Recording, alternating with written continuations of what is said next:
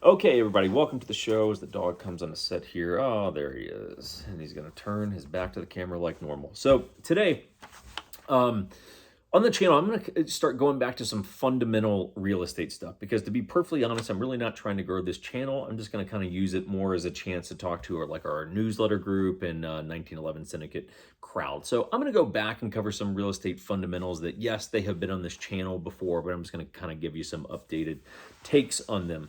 So today, what we're talking about is kind of like pre-approval versus pre-qualification. And I know you're going, what does that mean? That sounds like they're the same thing, aren't they? Well, kind of, sort of, and also not really. So, fundamentals of buying a home. Really, the first thing that you need to look at before you ever start looking at houses or writing offers or anything like that is you need to get your financing dialed in. Okay, that means you need to talk to a mortgage guy, and he's going to ask you for a handful of documents and say, hey, based on your documents and how much debt you have and how much income you have and what sort of credit score you got and all that kind of stuff, past couple years tax returns, here's what you can qualify for on your mortgage.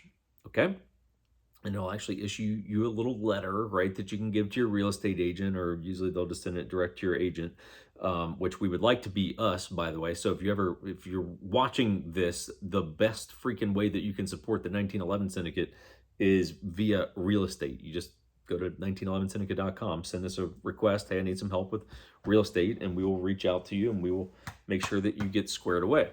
But so there's a little sort of caveat inside of that. And I will just tell you from an agent's perspective, that's going to be the first thing I do with you. If you're like, hey, let's go start looking at these houses and we haven't gone through a pre-approval process, I'm like, we ain't looking at houses, dude, because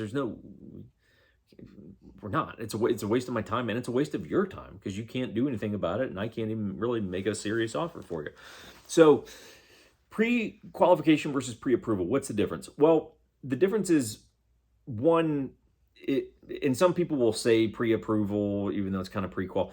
We're playing in semantics here, but here's the difference: is when you go through this, the difference is relatively simple. Did you submit documents to the lender or not? Because there's plenty of, I'm going to throw a little bit of shade here, so either big banks or sometimes, unfortunately, some of the like veteran oriented, I won't name names because I can't remember specifically who does this and who doesn't, but some of the big groups, lending groups that will, appeal to veterans and things like that, they will not collect documents from you. They will basically say, hey, how much money do you make and what kind of house do you want to buy? Okay, cool. And they'll say, yeah, we think you get qualified for that. And they'll say, hey, you've got a pre-qualification at 500,000 or whatever it is. But I can tell you this, if you did not submit any supporting documentation, that's BS. That's more so what we call like a pre-qualification, which is nothing. It's not supported by any data. And I've seen this come up before and I've lost deals to this, where I've had, veteran clients, and they go look at the house and they're using whatever big loan group that wants to appeal to vets, and we see the house, and I come to find out, hey, your loan officer, which is just some random dude, it's not like you even really know the guy, so your loan officer at XYZ company, they didn't do anything. And they literally won't do anything until you have a house under contract. And this is what really pissed me off when I've had this come up in the past. I've called, lenders and been like, hey, have you looked at whatever John's like tax returns, like check stubs, like all of that? Like, have you done proper due diligence on him as a buyer? And they're like, we do that once they're under contract on a house. So you're like, hang on.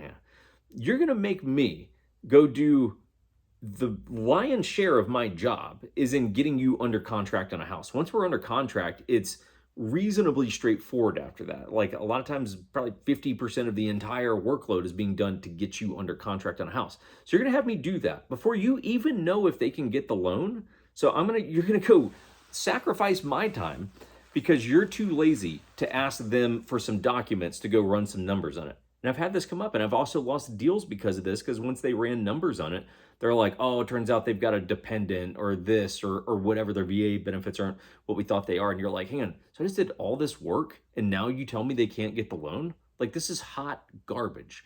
So For you as a potential buyer and your agent, it is critical and non-negotiable that you go through a proper pre-approval, which again is just submitting a few documents so lenders can crunch out your debt to income ratio, credit scores, things like that, so that we actually know with a degree of confidence what price point house you can shop for. Without that, I'm out, man.